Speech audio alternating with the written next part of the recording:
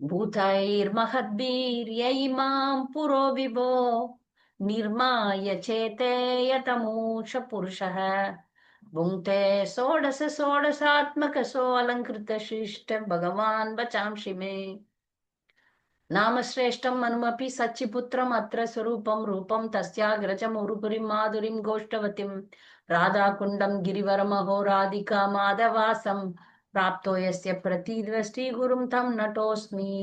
ஸ்ரீமத் பாகவதம் காண்டம் 10 அத்தியாயம் 87 ஸ்லோகம் 21. பகவானே அறிய முடியாத ஆத்ம தத்துவத்தை பரப்புவதற்காக தாங்கள் தங்களுடைய சுய ரூபங்களை ஏற்று புரியும் லீலைகள் எனும் பரந்த அமுத கடலில் மூழ்குவதன் மூலம் பாக்கியசாலிகளான சில ஆத்மாக்கள் பௌதிக வாழ்வின் களைப்பு நீங்க பெறுகின்றனர். முக்தியை கூட விரும்பாத இவ்வறிய ஆத்மாக்கள் உங்களுடைய திருவடி தாமரைகளில் இன்புறும் அன்னப்பறவைகளைப் போன்ற பக்தர்களுடைய சகவாசத்தின் காரணத்தினால் தங்களுடைய குடும்ப மற்றும் வீட்டு சுகங்களை துறந்துள்ளனர். இப்ப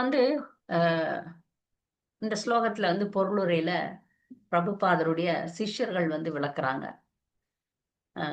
அவர்களுக்கு பணிவான வணக்கங்கள். 2 வகையான மக்களை பத்தி பேசுறாங்க. ஒண்ணு சடங்கு தான் எல்லாமே அப்படின்னு நினைக்கிற ஸ்மார்த்த பிராமணர்கள்.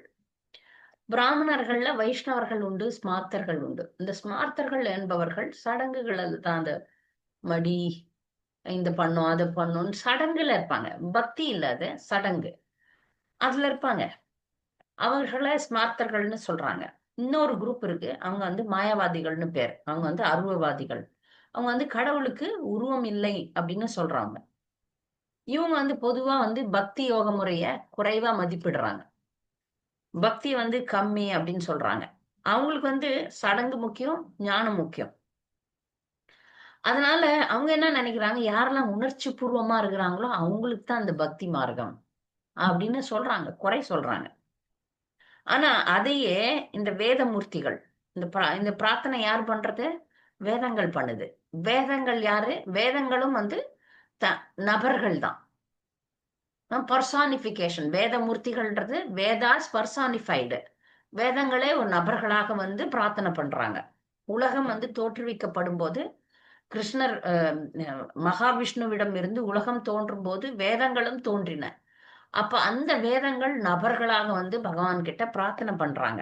அவங்க இங்க சொல்றாங்க, பக்தி தொண்டை அவர்கள் தெளிவாக ஆத்ம தத்துவத்துடன் படுத்துகின்றனர். ஆனால் இந்த ஆத்ம தத்துவம் தங்களுடைய அதிகார வரம்புக்கு மட்டுமே உட்பட்டது என்று அருவவாதிகள் மிகவும் கர்வத்துடன் உரிமை கொண்டாடுகின்றனர். இந்த ஆத்ம தத்துவம் எங்களுக்கு மட்டும்தான் சொந்தமானதுன்னு அருவவாதிகள் நினைக்கிறாங்க. ஆனா ஆத்ம தத்துவத்துக்கு பொருளை ஜீவகோஸ்வாமி தராரு. பரமபுருஷரின் தனிப்பட்ட ரூபங்கள், குணங்கள் மற்றும் லீலைகளை பற்றிய ரகசியமான மர்மமே ஆத்ம தத்துவமாகும். மேலும் அவர் ஆத்ததனோ என்ற சொற்றொடருக்கு பல்வேறு உடல்களை ஏற்பவர் என்ற அர்த்தத்திற்கு பதிலாக தனது உன்னத உடலை நோக்கி அனைவரையும் கவர்ந்திழுப்பவர் சொல்றார்.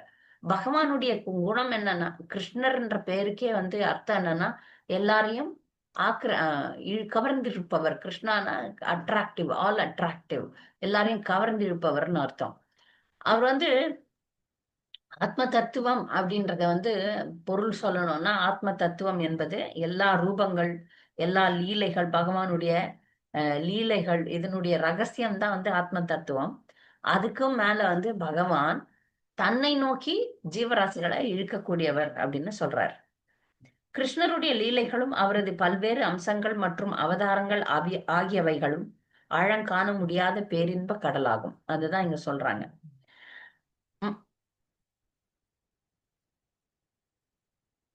பௌதிக விவகாரங்களில் முழுமையாக வெறுப்படையும் நிலைக்கு வருவானானால் ஒருவன் இந்த அமுத கடலில் மூழ்கி தன் களைப்பை போக்கிக் கொள்ள முடியும். யார் இந்த பௌதிக வாழ்க்கையில விரக்தி அடைறாங்களோ அவங்க இந்த ஆனந்த கடல்ல குளிச்சு அவர்களுடைய களைப்பை எடுத்துக்கொள்ள முடியும். அப்ப ரூபகோஸ்வாமி தனது பக்தி ரசாமிர்த சிந்து எனப்படும் பக்தி யோக விஞ்ஞானத்தை பற்றிய அவரது நூலில் பின்வருமாறு விளக்குகிறார். இந்த பரந்த அமுத கடலின் ஒரு துளியாது சுவைப்பவன் பிற விஷயங்களின் சுவையை நிரந்தரமாக இழந்து விடுவான். யாருக்கெல்லாம் அந்த பக்திக்கான சுவை வந்துச்சோ அவங்க மத்த சுவையை மட்டும் அவங்க விரும்ப மாட்டாங்க. பௌதிகமாக இருக்கிற மத்த சுவைகளை விரும்ப மாட்டாங்க. இப்ப இங்க பரிஷ்ரமனா என்ற சொல்லுக்கு விஸ்வநாத சக்கரவர்த்தி தாக்கூரார் இங்க வந்து சொல்றார். பரிஷ்ரமனா அப்படின்னா களைப்பு போறதுன்னு அர்த்தம். பரிஷ்ரம் அப்படின்னா வேலை நிறைய செய்யறது. பரிஷ்ரமா அப்படின்னா களைப்பு நீங்குதல்னு அர்த்தம். அப்ப பகவத் பக்தர்கள் வந்து பகவானுடைய லீலைகள்ன்ற ஆனந்த கடல்ல, இன்பக் கடல்ல முடிவற்ற அலைகளில் இடையராது மூழ்கி பின் களைப்படைகின்றனர் என்றாலும், இந்த பக்தர்கள் பகவத் தொண்டை தவிர வேறு மகிழ்ச்சியை விருப்பதில்லை. இப்ப பக்தி தொண்டு செஞ்சு பக்தர்கள் வந்து களைப்படையறதும் உண்மைதான். ஆனா அதுதான் அவங்களுக்கு மகிழ்ச்சியா இருக்குது. அந்த களைப்பே அவங்களுக்கு மகிழ்ச்சியா இருக்குது. இது தவிர வேற வேண்டான்றாங்க. முக்தி இன்பத்தை கூட அவர்கள் விரும்புவதில்லை. பக்தர்கள் வந்து முக்தி கூட வேண்டாம் அப்படின்றாங்க. வெறும் பக்தி தொண்டு கொடுத்தாலே போதும். நல்லா புரிஞ்சுக்குங்க. மனித வாழ்க்கையின் குறிக்கோள் கிருஷ்ண பிரேமையை அடையிறதுதான். அது நம்ம எங்க இருந்தாலும் கிருஷ்ண பிரேமையை அடைந்தவன் எங்க இருந்தாலும் பிரச்சனை கிடையாது. அதனாலதான் நம்ம சம்பிரதாயத்துல முக்திக்கு முக்கியத்துவமே கிடையாது. பக்தி தொண்டு பூர்ணமா செய்யக்கூடிய பக்தன் நரகத்துல இருந்தா கூட அவன் நல்லதா இருப்பான். எந்த ஒரு சூழ்நிலையிலயும் அவன் வந்து ஆனந்தமா தான் இருப்பான். அதனால அவங்களுக்கு வந்து முக்தி கூட அவங்க விரும்புறது இல்ல. மாறாக காம பற்றுடையவர்களுக்கு எப்படி உடல் உறவினால் ஏற்படும் களைப்பு இன்பமாக உள்ளதோ, அப்படியே பக்தர்களுக்கு ஏற்படும் களைப்பே அவர்களுடைய இன்பத்தை அதிகரிக்கிறது. காமம்ன்றது வந்து உடல் உழைப்பு தான். அது அது செய்யறதுல அவங்களுக்கு இன்பம் கிடைக்கிறது. அது கஷ்டம் தான் அது. அதுல இன்பம் இருக்கிறது. அது போல பக்தி தொண்டு செய்து களைப்புற்றாலும் ஆனா அதுல பக்தர்கள் இன்பம் காண்கிறார்கள். பரமபுருஷரின் தூய பக்தர்கள் பகவானுடைய லீலைகளின் கவர்ச்சிகரமான வர்ணனைகளை கேட்டு உற்சாகமடைந்து ஆடவும் பாடவும் உரக்க கூவவும் குதிகால்களை ஒன்றோடொன்று மோதவும் மூர்ச்சை அடையவும் தேம்பவும் பித்தர்களைப் போல இங்கும் அங்கும் ஓடவும் முந்தப்படுகின்றனர். இவ்வாறாக தேக அசௌகரியங்களை கண்டு கொள்ள முடியாதபடி அவர்கள் பரவசத்தில் ஆழ்ந்து விடுகின்றனர். பக்தி தொண்டும் வேலை வாங்கறதுதான் இல்லையா? ஆடுறோம், பாடுறோம், குதிக்கிறோம், அதெல்லாம் செய்யும் போது களைப்படையுது. ஆனா அது வந்து பகவானுக்காக பண்றன்னும் போது அந்த களைப்பு ஆனந்தத்தை தான் தருகிறது. தூய வைஷ்ணவர்கள் முக்தியை கூட விரும்புவதில்லை. அப்படி இருக்க சொர்க்கலோக அரச பதவியை போன்ற விருப்பத்தங்க மற்ற நிலையை பற்றி சொல்லவே வேண்டியதில்லை. முக்தியே வேணான்னும் போது சொர்க்கம் என்னத்துக்க? இஸ்லோகத்தை பற்றி பேசும் சுருத்திகள் கேச்சித் ஒரு சில என்று சொல்லால் சுட்டிக்காட்டுவதைப் போல இத்தகைய பரிபூர்ண சரணாகதி உலகில் மிகவும் அரிதாகவே அடையப்படுகிறது. எனக்கு சொர்க்கம் வேண்டாம், எனக்கு முக்தி வேண்டாம், எனக்கு உன்னுடைய பக்தி தான் வேண்டும், உன்னுடைய பக்தி தொண்டு தான் வேணும்ன்ற நிலை பாருங்க அரிதாகத்தான் தரப்படுகிறது. தூய பக்தர்கள் தங்களுடைய எதிர்கால லாபங்களுக்காக ஆசைப்படுவதில்லை என்பதோடு அல்லாமல் குடும்பம், வீடு போன்ற தாங்கள் ஏற்கனவே பெற்றுள்ள சுகபோக வாழ்வில் உள்ள கவர்ச்சியையும் அவர்கள் முழுமையாக இழந்து விடுகிறார்கள். புனித வைஷ்ணவர்களின் குரு சிஷ்ய பரம்பரையில் வருபவர்களின் சவகாசமே அவர்களுக்கு உண்மையான குடும்பமாகிறது. பக்தர்கள் வந்து பக்தி தொண்டுக்கு வரும்போது அபக்த சொந்தக்காரங்க எல்லாம் விலகி போயிடுவாங்க.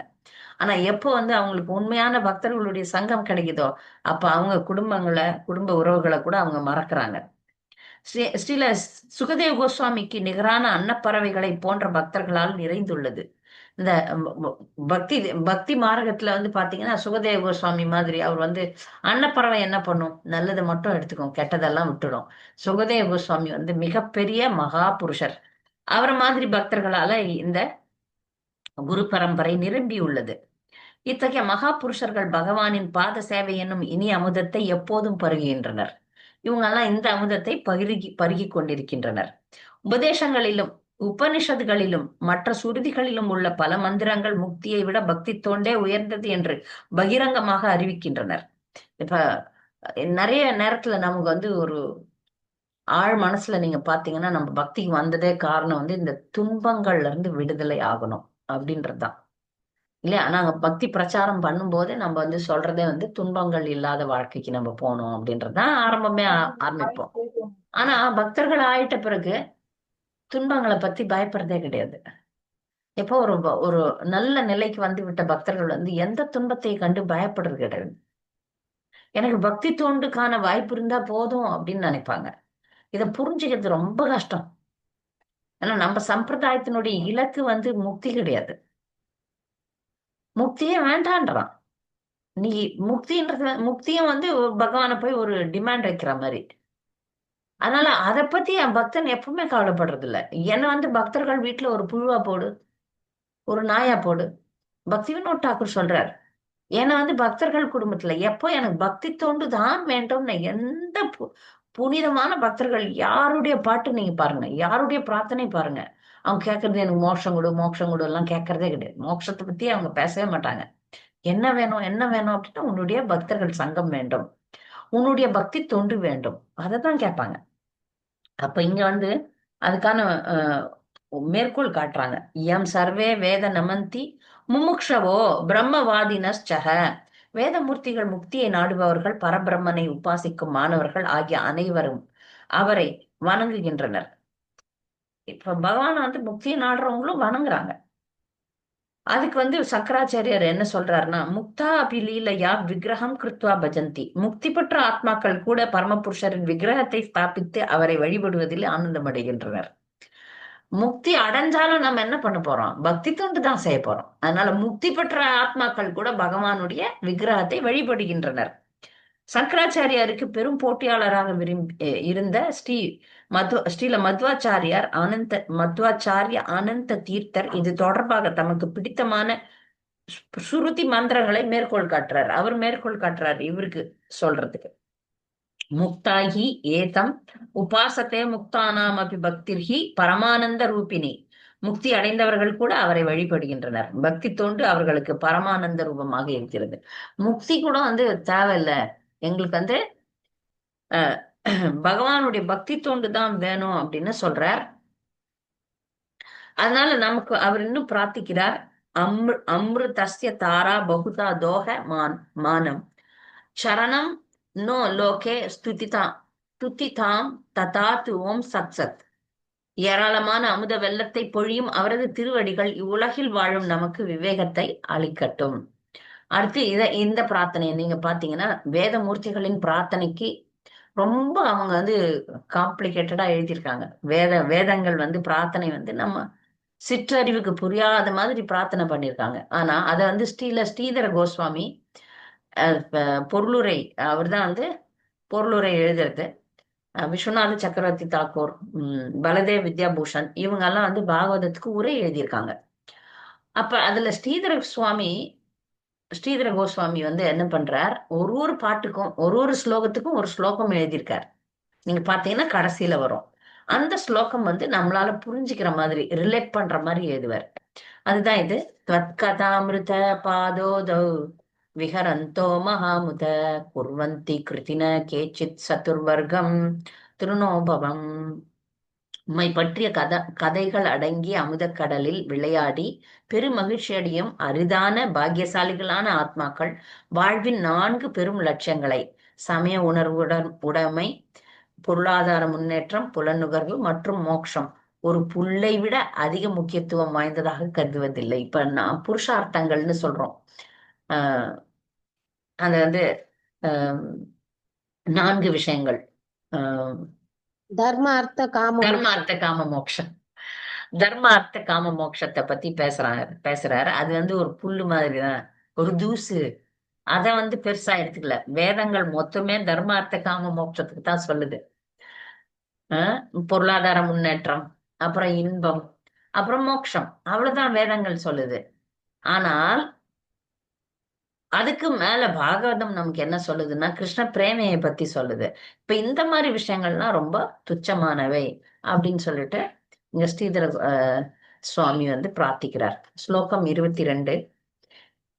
त्वत् अनुपदं कुलायम् इदम् आत्म सुहृत् प्रियवच् तारति ततोन्मुखे त्वयि हिते प्रियात्मनि च नापद रमन्ति अहो असत् उपासन आत्म अनो यत् अनुशया भ्रमन्ति उरुभये कु शरीरप्रदः.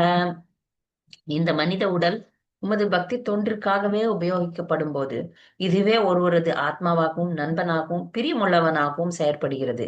ஆனால் துரதிர்ஷ்டவசமாக பந்தப்பட்ட ஆத்மாக்களுக்கு எப்பொழுதும் நீங்கள் கருணை காட்டி எல்லா வழிகளிலும் பாசத்துடன் அவர்களுக்கு உதவுகிறீர்கள் என்றாலும், மேலும் தாங்களே அவர்களது உண்மையான ஆத்மா என்றாலும் மக்கள் பொதுவாக உம்மில் மகிழ்ச்சி அடைய தவறிவிடுகின்றனர்.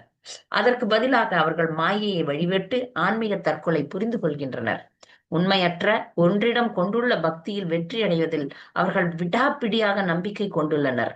இதனால் அவர்கள் மிகவும் பயங்கரமான இவ்வுலகில் பல்வேறு இழிவான உடல்களை ஏற்றபடி தொடர்ந்து சஞ்சரித்து வருகின்றனர்.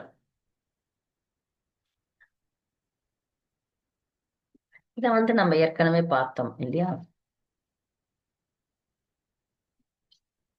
22வது ஸ்லோகத்துல இருக்கிற மெசேஜ் ஏற்கனவே இன்னொரு ஸ்லோகத்திலயும் இதே மாதிரி சொல்லியிருக்கு.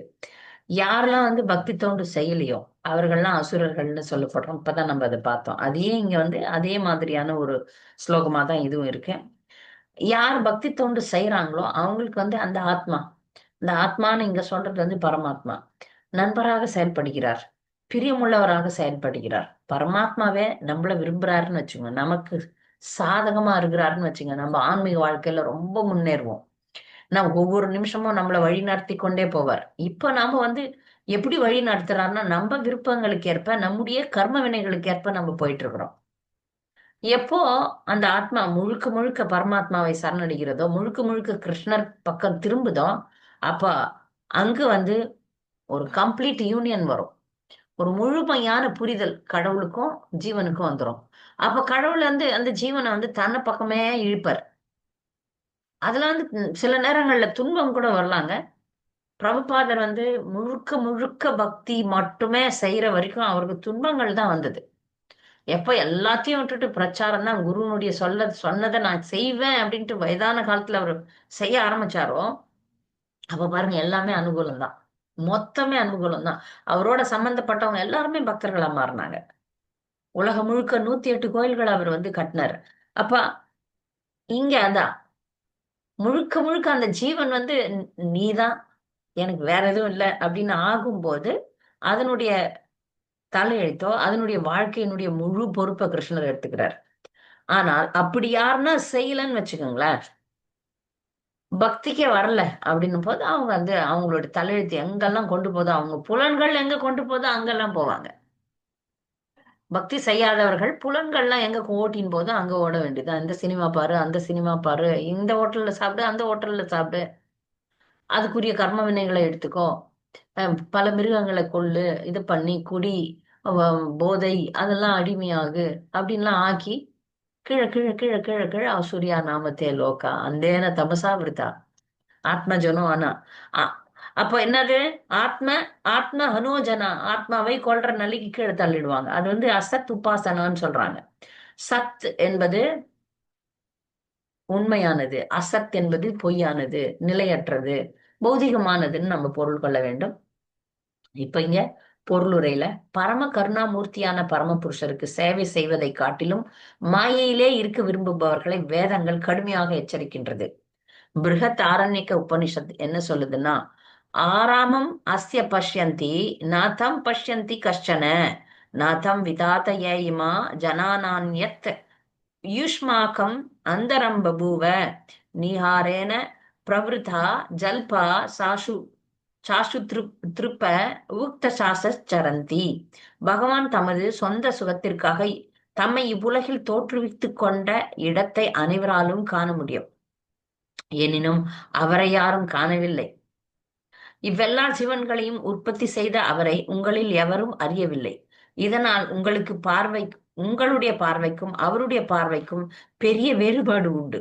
வேத சடங்குகளை செய்பவர்களான நீங்கள் மாயை என்னும் மூடுபடியினால் மறைக்கப்பட்டு அனாவசியமான பேச்சில் ஈடுபட்டு உங்களுடைய புலன்களை திருப்திப்படுத்துவதற்காக மட்டுமே வாழ்கின்றீர்கள்.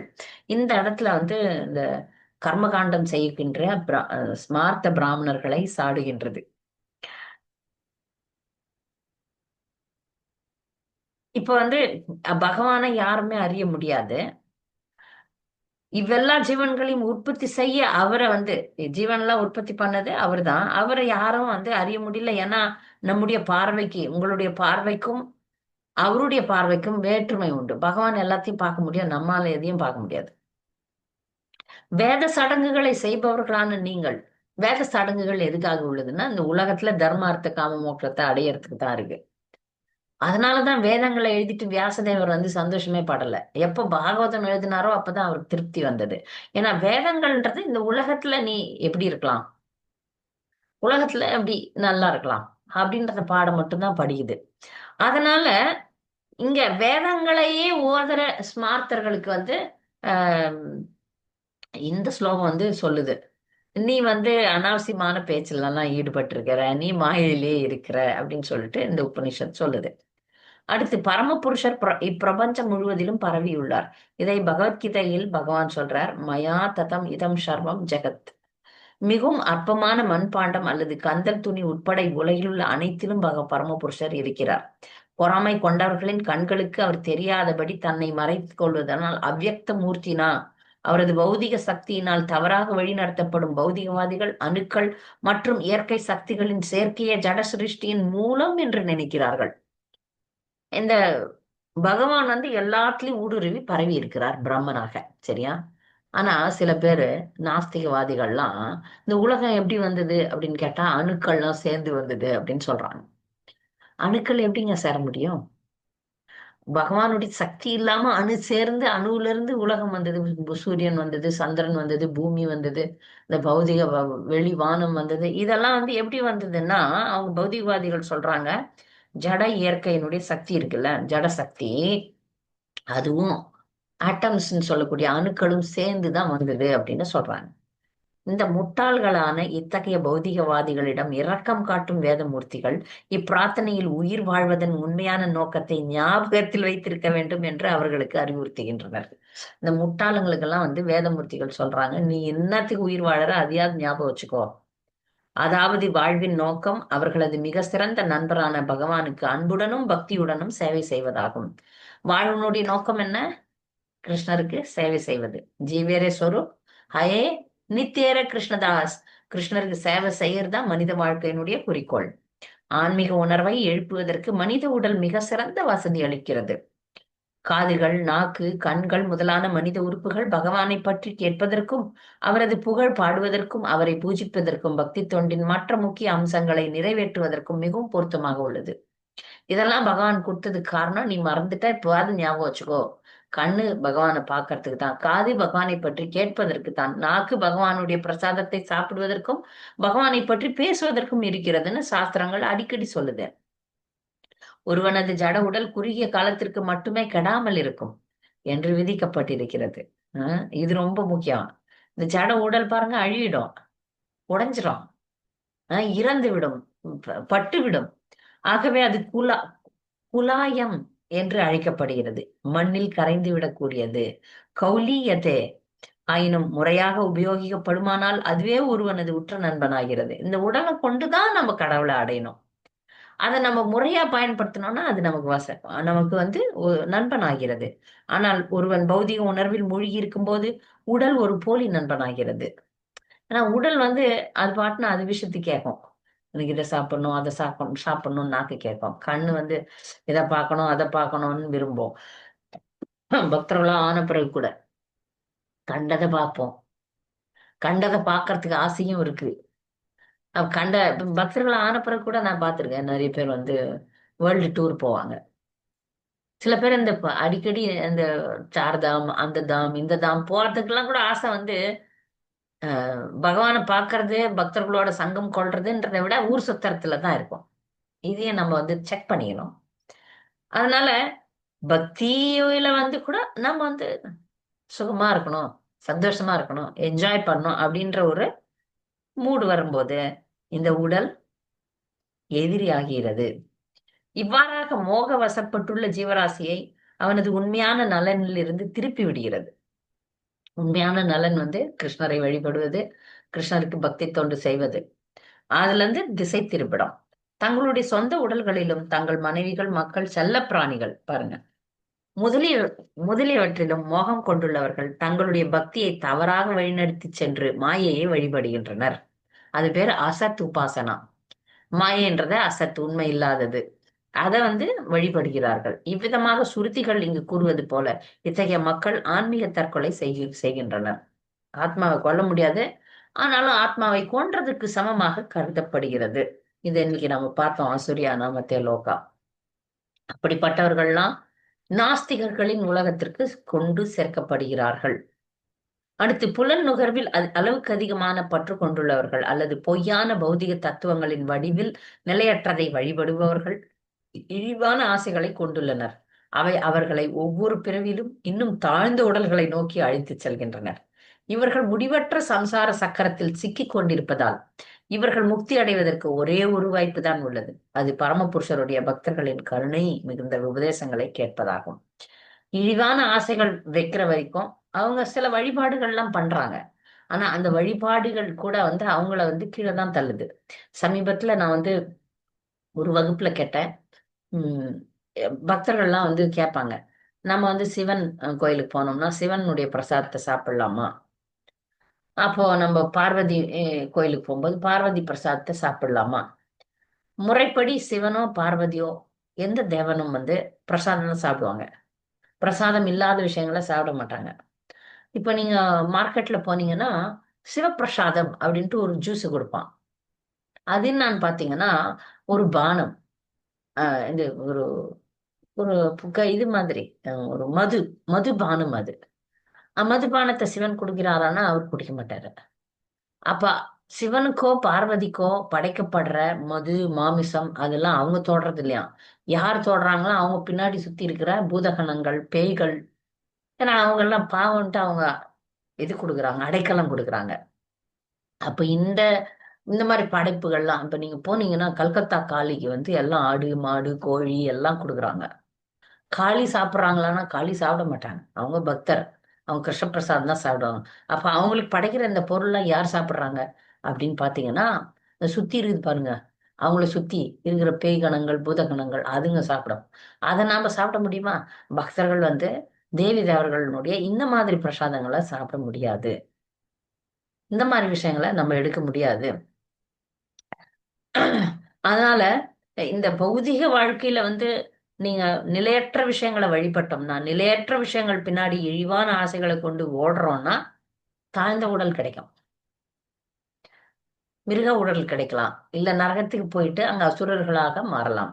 சரியா? அதனால ஸ்ரீதர் சுவாமி என்ன பிரார்த்திக்கிறார்னா, எந்த மனித பிறவியில் பரமாத்மாவும் லோக நாயகருமாகிய உங்களில் என் மனம் மகிழ்ச்சி கொள்ளுமோ அந்த மனித பிறவியை எப்பொழுது நான் பெறுவேன். எந்த பிறவில உன்னை நினைச்சு நான் பக்தி பண்றேனோ அந்த பிறவி எனக்கு வேண்டும் அப்படின்னு கேட்கிறாரு.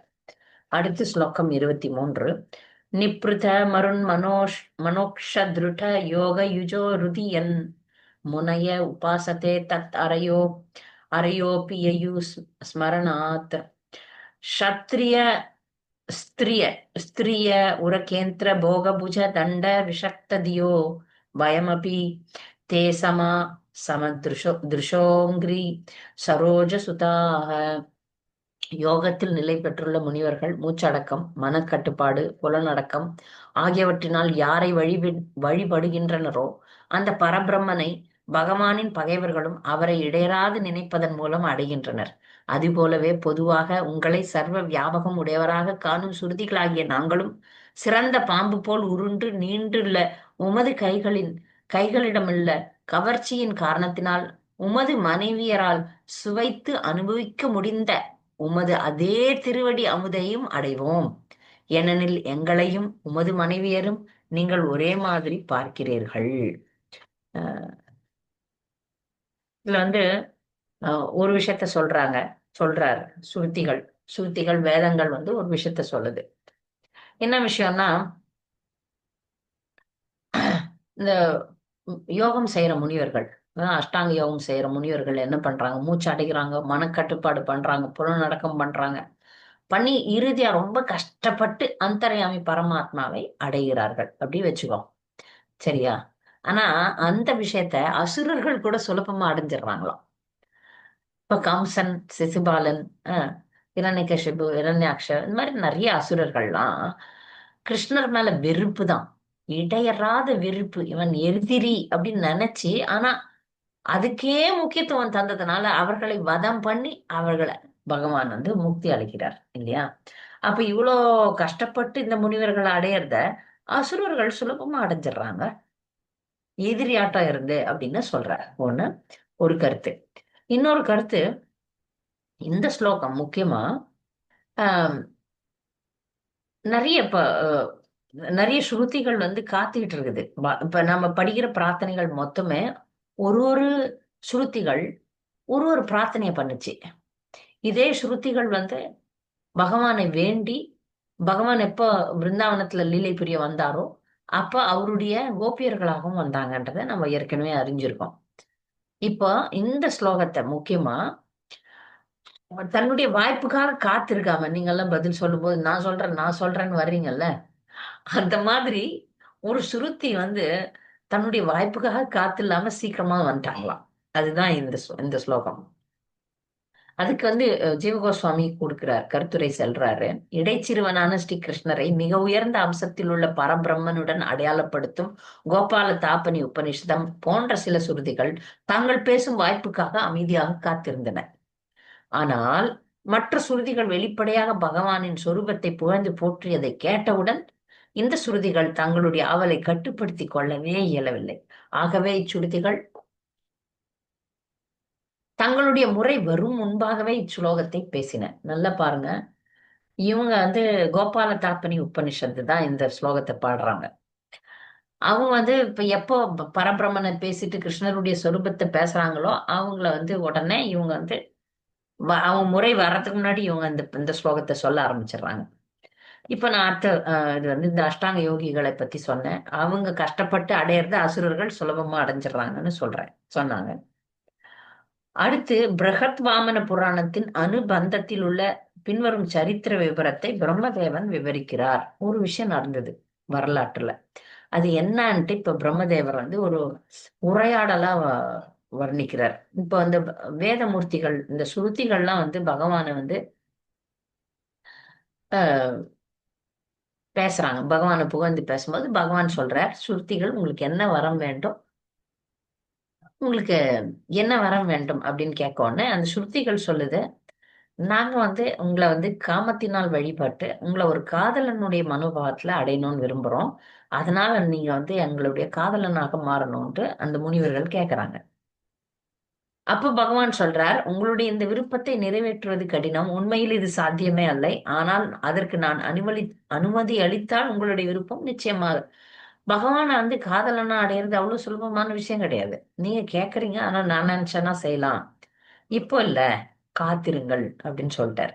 அப்போ வந்து சாரஸ்வத கல்பம் அப்படின்னு ஒரு கல்பத்துல நான் வருவேன். அப்போ பிரஜகோபிகளா நீங்க வாங்கன்னு சொல்றாரு. நான் வந்து ராச நடனம் புரிவேன். அப்போ அப்போ நீங்க வந்து உங்களுடைய ஆசையை என்னோட நிறைவேற்றிக் கொள்ளலாம் அப்படின்னு சொல்றாங்க.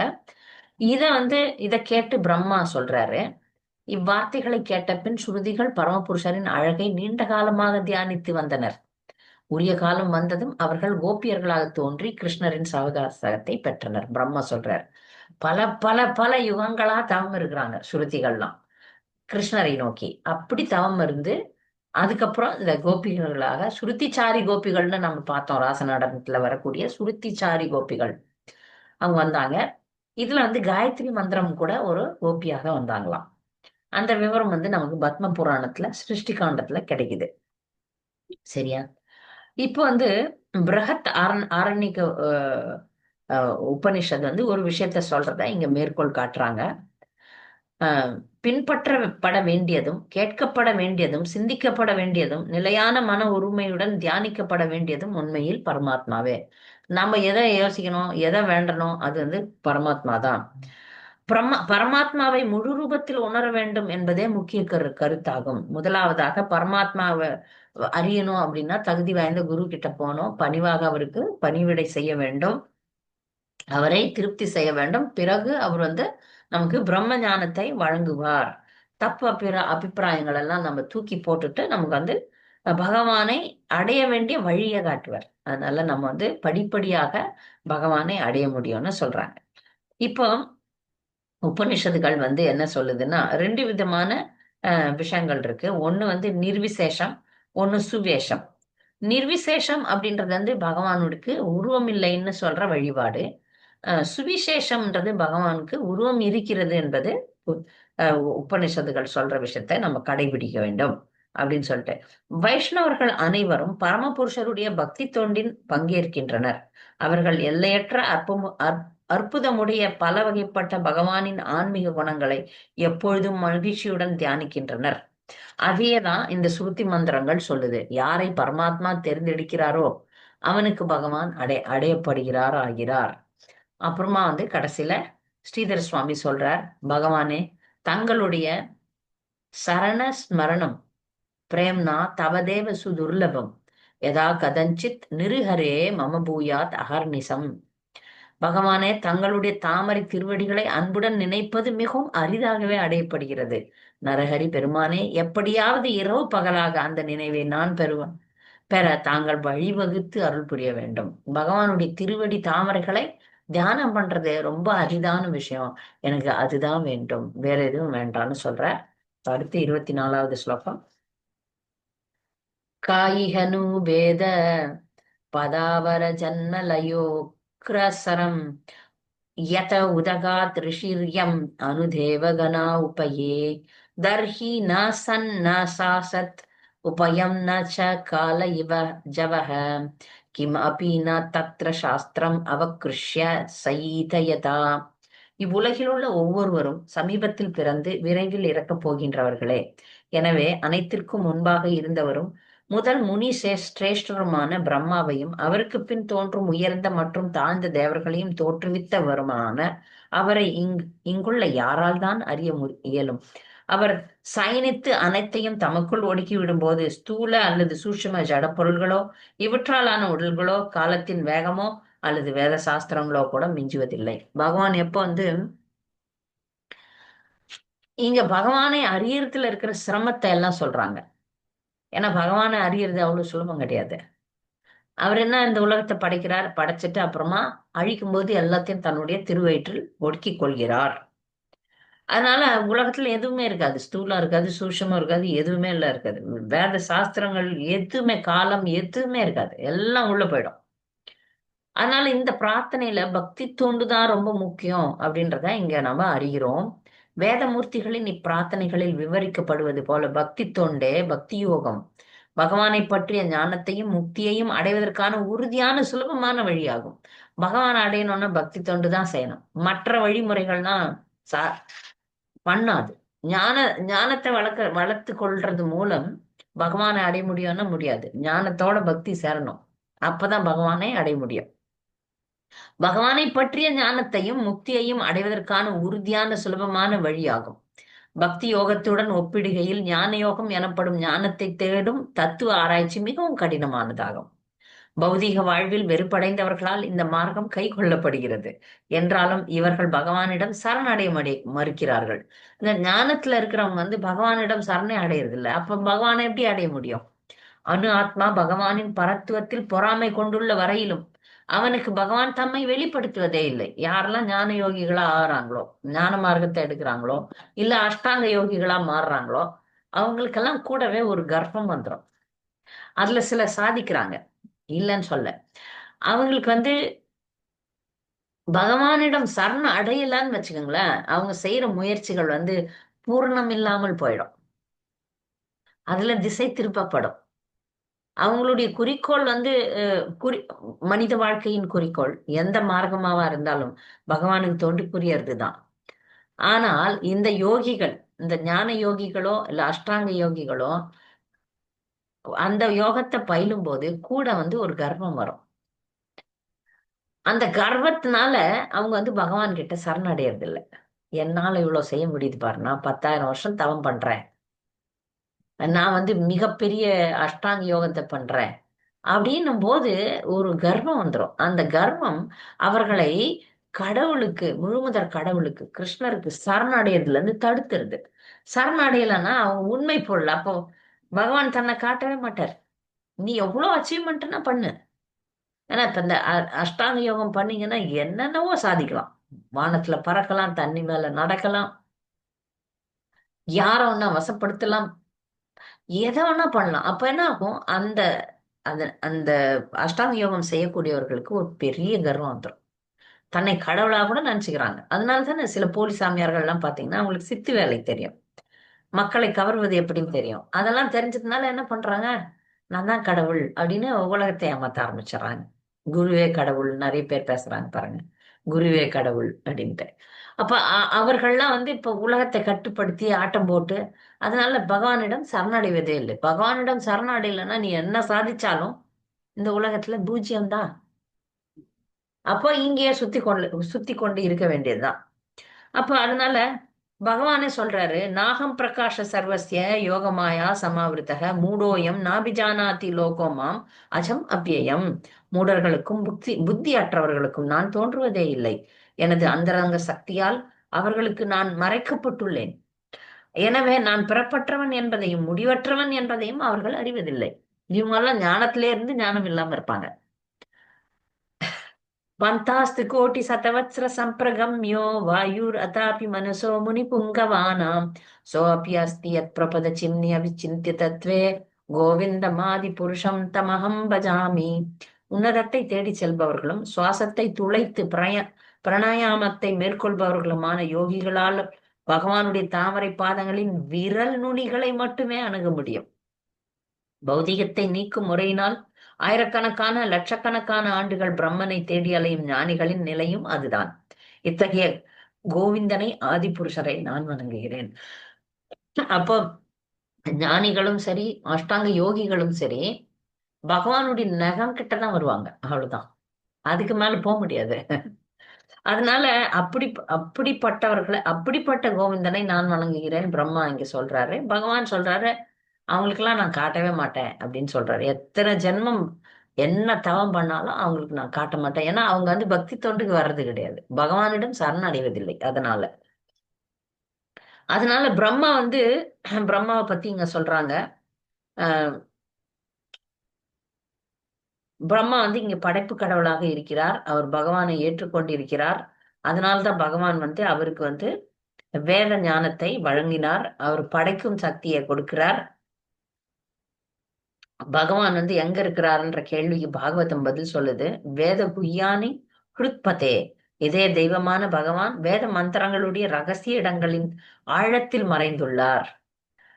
அவரிலிருந்து பிறந்த பிரம்மாவாலும் தேவர்களாலும் பரமபுருஷரை சுலபமாக அறிய முடியாதென்றால் சாதாரண மனிதர்களால் எப்படி வெற்றியை எதிர்பார்க்க இயலும்? இப்ப பிரம்மா போன்ற பெரிய ஆட்களாலேயே பகவானை அறிய முடியாது. பகவான் எவ்வளவு காட்டுறாரோ அவ்வளவுதான் அறிய முடியும்.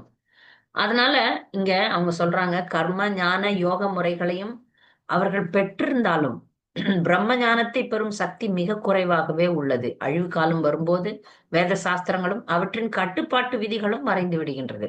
எனவே பக்தியற்ற ஞானத்தை தேடும் பயனற்ற முயற்சியை கைவிட்டு விட வேண்டும்னு பிரம்மா சொல்றார். ஞானம் தேவை, அது பக்திக்கு அனுகூலமாக இருக்கக்கூடிய ஞானம் வேணும்.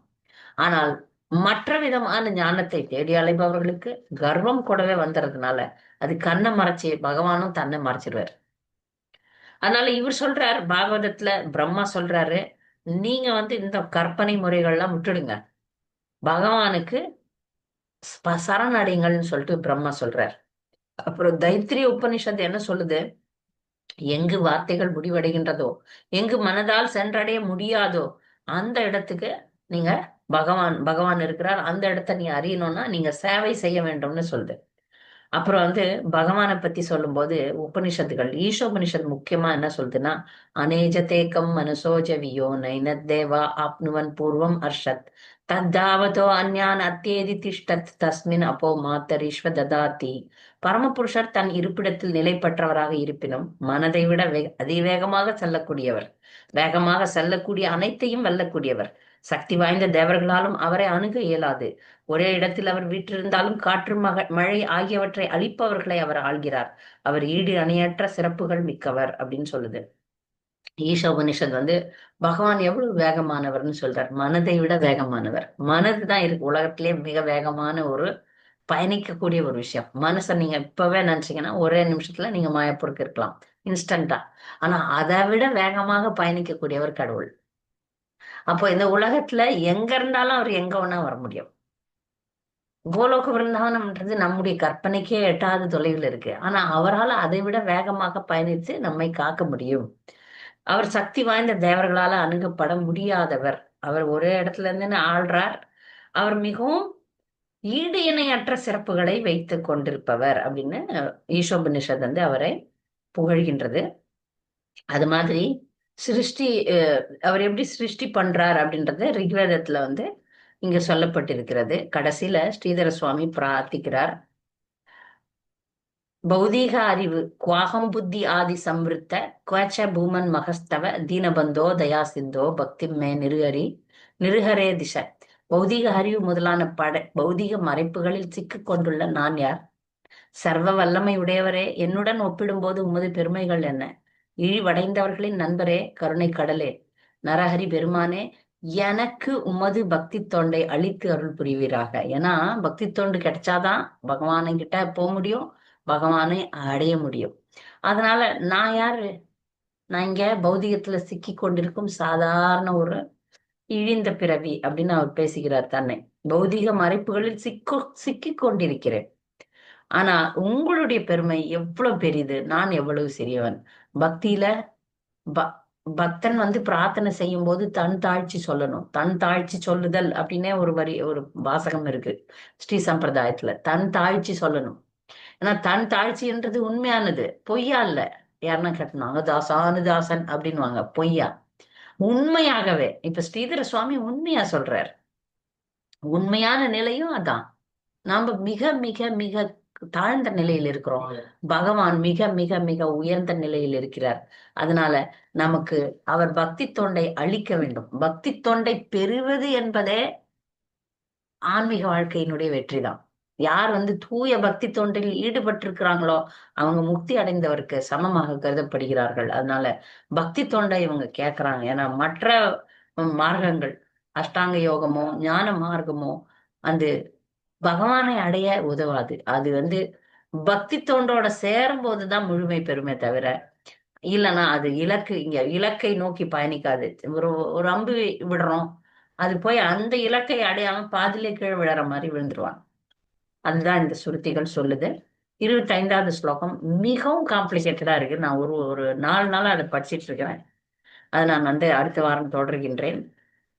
பக்தர்களுக்கு 24, 21ல இருந்து 24 வரைக்கும் இருக்கிற பாடத்துல இருக்கிற ஸ்லோகங்கள்ல ஏதாவது சந்தேகம் வந்தா கேட்கலாம்.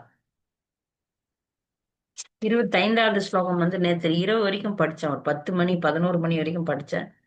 ஆனாலும் மிகவும் ஆழ்ந்த கருத்துக்கள் எல்லாம் இருக்கு. அதனால கிருஷ்ண மாதாஜி, அதற்கு இப்ப ஆன்மீக நேரம் தற்கொலை போறாதுன்னு நினைக்கிறேன். என்னங்க? ஆஹ் ஆன்மீக தற்கொலை. ஹரே கிருஷ்ணா. ஆன்மீக தற்கொலை. ஆன்மீக தற்கொலைன்றது வந்து ஆத்மாவுக்கு எதிராக செயல்படுறது. ஆத்மானுடைய இயல்பு பகவானுக்கு தொண்டு புரிவது. பகவானுக்கு தொண்டு புரியாமல் மாயைக்கு தொண்டு புரியும் போது அது ஆன்மீக தற்கொலை ஆகுது. மாயைக்கு சொத்து செய்தல். மாதாஜி, பகவத்கீதையில ஆனா அருவவாதிகள் வந்து ஆன்மீக தற்கொலை பண்ணிக்கிறாங்கன்னு ரெண்டுமே வரும் சொல்லப்பட்டிருக்கு. மாதாஜி, ரெண்டும் வரும். சரி, சரிங்க. பகவானுக்கு நீங்க பௌதிகவாதியா இருந்தாலும் ஆன்மீக தற்கொலை தான், மாயவாதிகள்னாலும் ஆன்மீக. அதுல என்ன, அவங்க முயற்சி செய்தும் பயன். இப்ப பௌதிகவாதிகள் முயற்சியே செய்யல. பௌதிகவாதிகள் ஓகே. நாஸ்திகவாதிகள்லாம் எந்த முயற்சியும் ம். பண்ணாம பௌதிகத்திலே இருக்கிறாங்க. அதனால ஆன்மீக தற்கொலை. ஓகே. மாயாவாதிகள் ஏதோ முயற்சி பண்றாங்க, ம். ஆனாலும் அவங்க வந்து பகவானுக்கு எதிரா இருக்கிறதுனால பௌதிகவாதிகளை விட கேவலமானவர்களா தள்ளப்படுறாங்க. நிறைய நேரத்துல மக்கள் என்ன சொல்றாங்க, மாயாவாதிகள் நல்லவங்களாச்சே நமக்கு கூட தோணும். நிறைய மாயாவாதிகள் நிறைய நற்காரியங்கள் செய்யறாங்க இல்லையா? அப்படி. ஆனா எப்போ அவங்க வந்து கிருஷ்ணரை நிராகரிக்கிறாங்கன்னா அவங்க பௌதிகவாதியோட கீழ்நிலைக்கு போயிடுவாங்க. புரியுதா? ஓகே மாதாஜி. ரெண்டுமே, எல்லாருமே யாரு பகவானை வணங்கலையோ அவங்க எல்லாம் ஆன்மீக தற்கொலை தான். சரிங்க மாதாஜி. ஹரே கிருஷ்ண கிருஷ்ணா. சம்பந்தம் இல்லைன்னா அவங்களுக்கு ஆன்மீக தற்கொலை தான். நீங்க வாழ்ந்தும் வாழாததுக்கு சமம் தான்.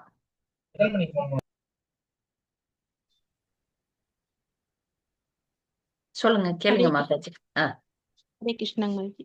மாதாஜி, முழுமையான சரணடைதல் என்றால் என்ன? அப்புறம் தூய பக்தி தொன்று என்றால் என்ன மாதாஜி? இது ஹரே ஒரு கிருஷ்ணா. தனி கிளாஸே கொடுக்கலாம். முழுமையா சரணடைதல் அப்படின்ட்டு வகுப்பு கொடுத்துருக்கேன். சரிங்க, சரணாகதி அப்படின்ட்டு. சரணடைதல்ன்றது 6 லட்சணங்களை கொண்டிருக்கு. சரிங்க. முழுமையா சரணடைதல் வந்து எனது 6 லட்சணங்கள் மட்டும் சுருக்கமா சொல்லிடுறேன்.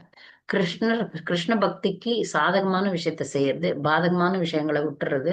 கிருஷ்ணர் எப்பொழுதும் என்னை காப்பாற்றுவார் என்ற முழு நம்பிக்கையோட இருக்கணும். முழு நம்பிக்கையோட இருக்கணும். கிருஷ்ணரை தவிர வேற யாருக்கிட்டையும் சரணடையாமல் இருக்க வேண்டும். தன்னை மிகவும் தாழ்மையான மனநிலையில வச்சுக்க வேண்டும். தன்னுடைய எல்லாவற்றையும் அவருக்கே சொந்தமாக கொள்ள வேண்டும். இதான் சரணாகதியினுடைய 6 லட்சணங்கள். அனுகூல்யச சங்கல்ப பிரதிகூல்யச வர்ஜனம் ரக்ஷிஷ்யதி விஸ்வாசம் கோப்திருத்வே வர்ணம் ததா ஆத்ம நிக்ஷேப கார்பண்யே ஷட்விதா சரணாகதி. இதான் சரணாகதின்றது. இது நாம சரணாகதி தீட்சை பெற்றாலே சரணாகதி தான். ஆனால் ஆச்சாரியர்கள்லாம், குரு பரம்பரையில வர குருமார்கள்லாம் நாம ஒண்ணும் முழுமையா சரணடைஞ்ச ஆத்மாக்கள் கிடையாது. படிப்படியா கூட சரணடையறதுக்கு ஒரு வாய்ப்புக்காக நமக்கு எல்லாம் தீட்சை கொடுத்திருக்காங்க. முழுமையா சரணாகதின்னா உயர்ந்த பக்தர்களாக இருக்க வேண்டும். சில நேரங்கள்ல உயர்ந்த பக்தர்கள் ஆனாதான் தீட்சையை கொடுப்பாங்க. நம்ம சம்பிரதாயத்துல பரவாயில்ல நீங்க தயாரா அப்படின்னு கேட்டுட்டு கொடுக்குறாங்க. இதெல்லாம் கடைபிடிங்க, ஒரு காலத்துல நீங்க முழு சரணாகதி அடைஞ்ச பக்தரா ஆயிடலாம் அப்படின்ட்டு. நம்மளாம் முழு சரணாகதி அடையவில்லை, இன்னும் பௌதிகத்தில் தான் இருக்கிறோம், ஆனால் கடைபிடிக்கிறோம் அப்படின்ற நிலையில நம்ம கொண்டுலாம். முழு சரணாகதி என்பது இதான். புரியுதா? சரி சரிங்க மாதாஜி. தூய பக்தி தொண்டு அப்படிங்கிறதுங்க மாதாஜி. தூய பக்தி தொண்டுல கலப்படமே கிடையாது. அந்யாபிலாஷிதா சூன்யம். அந்நிய அபிலாஷனா ஆசை. மற்ற அபிலாஷைகள், மற்ற ஆசைகள்லாம் சூன்யமா போகும், தானா நடக்கும். நான் சூன்யமா ஆக்கிக்கிறேன்னு பண்றதில்ல. நீங்க பக்தி செய்ய செய்ய செய்ய மற்ற ஆசைகள் இல்லாமே போயிடும். ஆசைகளை இப்ப நம்ம கட்டுப்படுத்தி அப்படி இல்லை. அந்த உயர்ந்த ஆசையை வளர்க்க வளர்க்க இந்த தாழ்ந்த ஆசைகள்லாம் தானா போயிடும். அந்யாபிலாஷிதா சூன்யம் ஞான கர்மாதி அனாவிருத்தம் அனுகூலியான கிருஷ்ணானுசீலனம் பக்தி உத்தமா. கிருஷ்ணருக்கு என்ன பிடிக்குமோ அதை செய்வோம்.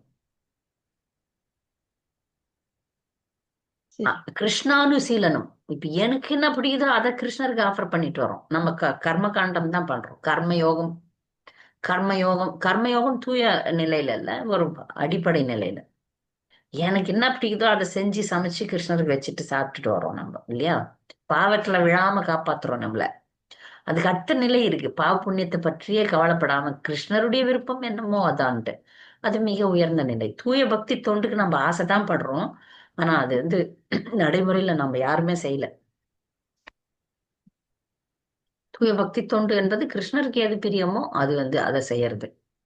அது மிக உயர்ந்த நிலை. அதுக்காக முயற்சி செஞ்சுட்டு தான் இருக்கணும். ஏன்னா எனக்கு உள்ள எந்த ஒரு உள்நோக்கமும் இல்லாமல் இருக்க வேண்டும், இடையராது இருக்க வேண்டும், உள்நோக்கமற்றதாக இருக்க வேண்டும். எனக்கு உள்நோக்கமே எதுவுமே இருக்காது. சுதாமா எல்லாம் பாருங்க, சுதாமா சொன்னல குசேலர், அவர் இயல்பாவே அவருக்கு நண்பர் தானே கிருஷ்ணர். இந்த எண்ணம் நம்ம போலவங்களா, நீ கிருஷ்ணர் என் நண்பன்ற உள்ள வேற அந்தர்யாமி பரமாத்மாவா இருக்கிற, என் கஷ்டம் உனக்கு தெரியலையே திட்டுவோம் நம்மெல்லாம்.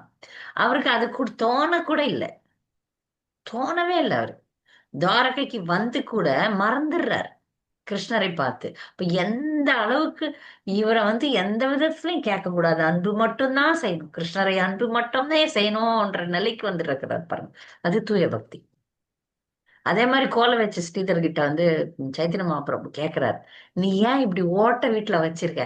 நான் லக்ஷ்மியின் கணவன் சொல்றாரு சைத்தன்ய மகாபிரபு. நான் லக்ஷ்மியின் கணவன், நீ என்ன கேட்டாலும் தருவேன், அதெல்லாம் கொடுத்து என்ன விலக்கிடாத கிருஷ்ணான்னு சொல்றாரு. இதெல்லாம் எது இல்லைனாலும் என்னால பக்தி செய்ய முடியும்னு வரும் பாருங்க. அது தூய நிலை, அது ரொம்ப அரிதான நிலை, நம்முடைய கற்பனைக்கே எட்டாத நிலைன்னு கூட சொல்லிக்கலாம் நான். இப்ப நாம செய்யறது சாதன பக்தி தான். தூய பக்தின்றது மிக உயர்ந்த நிலை, அதுவே வெற்றி. அந்த நிலைக்கு நீங்க வந்துட்டீங்கன்னா அது உங்க வெற்றி. நீங்க இந்த உலகத்துல இருந்தாலும் எங்க இருந்தாலும் நீங்க ஜீவன் முக்தர்கள். தூய பக்தி தொண்டு அங்கதான் நிக்குது, எங்கேயோ நிக்குது நமக்கெல்லாம். நம்ம இன்னும் ஏட்டு சுரக்காய் மாதிரி புக்கில தான் பாக்குறோம் அந்த தூய பக்தியை. நிஜத்துல பாக்குறது ரொம்ப கஷ்டம். ஹரே கிருஷ்ணா. Correct. இந்த அத்தியாயமே மாதாஜி படிக்கும்போது எழுதும்போது நீங்க சொல்லும் போதெல்லாம் புரிஞ்ச மாதிரியும் இருக்குது, அப்புறம் புரியாத மாதிரியும் நூடுல்ஸ் மாதிரி இருக்கிற மாதிரி இருக்குங்க மாதாஜி. இது திருப்பி எப்படி படிக்கலாம். அதாவது இந்த அத்தியாயத்தை திருப்பி திருப்பி படிக்கணும். சரிங்க மாதாஜி. வேதமூர்த்திகளின் பிரார்த்தனை அவ்வளவு சுலபமா இல்ல. நான் நினைச்சேன் நான் இந்நேரம் நான் பாகவதம் 10வது காண்டம் முடிச்சிடலாம் வேகத்துல வந்தேன். எடுக்கும்போது தான் தெரியுது இன்னும் நான் படிச்சு வேற இருக்கிறேன். 2-3 முறை படிச்சாச்சு. அப்புறம் திருப்பி படிக்கும்போது நான் படிச்சன மாதிரியே தெரியல. ஆனா நோட்ஸ் எல்லாம் எடுத்து வச்சிருக்கேன். ஸ்ரீதர சுவாமி இது பிரார்த்தனைகள்லாம் என் பிரார்த்தனை புக்ல இருக்கு. ஆனாலும் கஷ்டமா இருந்தது. அதனால ஒரு மாதாஜியினுடைய துணையோட நேத்து நைட்டு கூட அவங்களோட உட்காந்து படிச்சேன். சரிங்க. அவங்க கொஞ்சம் சமஸ்கிருதம் தெரிந்த ஒருவர். நான் ஆன்சர் வந்து மத்த மாதாஜிங்க சொல்றது எல்லாம் ஒரே மாதிரி தான் இருந்தது மாதாஜி. நான் புரிஞ்ச மாதிரியே தெரிஞ்சுதுங்க. ஆனா கிளாஸ்ல வந்து கேட்கும்போது புரியாத மாதிரியே இருக்கு மாதாஜி. ஒவ்வொரு கொஸ்டினும் புதுசா நீங்க கேட்கற மாதிரியும் அது ஆன்சரே தெரியல, என்ன ஆன்சர் எழுதணும் அப்படிங்கிற மாதிரி டேஷா இருக்குங்க மாதாஜி. திரும்ப திரும்ப படிக்கணும். இது கொஞ்சம் தத்துவங்கள் அடைஞ்ச ஒரு பாடலா இருக்கிறதுனால திரும்ப படிச்சாதான் புரியும். இந்த வாரம் நிறைய கேள்விகளை எடுத்து வச்சிருக்கேன். முயற்சி செய்யுங்கள்.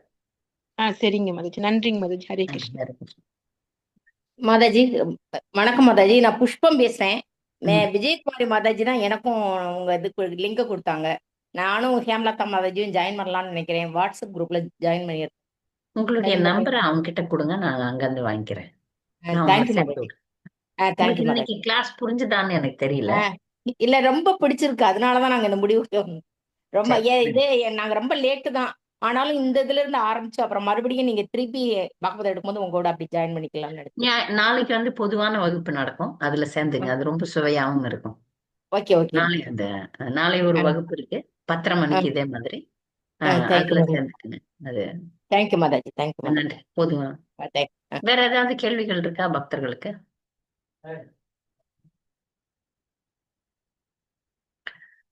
படிங்க. இந்த வாரத்துக்கான கேள்விகளை நான் தயார் பண்ணிட்டேன், உடனடியா அனுப்பிச்சிடுறேன். இன்னும் கொஞ்சம் கேள்விகள் இருக்கும், அது பின்னாடி நான் மெதுவா அனுப்புறேன். டைப் அடிச்சின கேள்விகள் மட்டும் உங்களுக்கு நான் அனுப்பிடுறேன். நீங்க படிக்க ஆரம்பிங்க. இந்த 3 ஸ்லோகம் படிக்கிறதுக்கே இந்த வாரம் ஓடிடும்னு நினைக்கிறேன். 3-4 ஸ்லோகம். 25 வந்து அடுத்த வாரம் பார்க்கலாம். இல்ல இது ரொம்ப கஷ்டமா இருக்குது, அப்படியே மேலோட்டமா ஸ்லோகம் மீனிங் மட்டும் படிச்சுட்டு போயிடலாமா அப்படின்னு யாராவது விரும்புனீங்கன்னா சொல்லுங்க. அதுல ஓட்டு நிறைய வந்ததுன்னா அப்படியே போயிடலாமா. நான் இப்ப இன்னும் 30 ஸ்லோகங்கள் இருக்கு. 25 ஸ்லோகங்கள் இருக்கு. மெதுவா போலாம் பரவாயில்ல அப்படின்னா மெதுவாவே போலாம். இல்லைங்க மாதாஜி, மெதுவா படிச்சு போலாங்க மாதாஜி. படிக்கலாம், படிச்சிடலாம். சரி. ஏன்னா நீங்க படிக்கும் போது எங்களுக்கு நாங்க படிச்சவங்க கூட எங்களுக்கு அப்படியே மேலோட்டமா படிச்சுட்டு போறோங்க மாதாஜி, உள்வாங்கறது இல்ல. நீங்க படிச்சு சொல்லும் போது அது எங்களுக்கு ரொம்ப யூஸா இருக்கு. ரொம்ப கேள்வி பதில் எழுதும்போது இன்னும் நல்ல புரிதல் வரும். நீங்க இந்த வகுப்பை மீண்டும் ஒரு முறை கேட்டுட்டு கேள்வி பதில் எழுதுங்க. அப்ப வந்து உங்களுக்கு பதில் எழுதுறதுக்கு சுலபமா இருக்கும். ரொம்ப ரொம்ப சந்தோஷம். ஹரே கிருஷ்ணா. ஹரே கிருஷ்ணா. வாஞ்சாகல்பதருபஸ்ய கிருபா சிந்துப்யேவ ச பதிதானாம் பாவனேப்யோ வைஷ்ணவேப்யோ நமோ நமः. நன்றி. ஹரே மாதாஜி. நாளை வகுப்பு இருக்கு.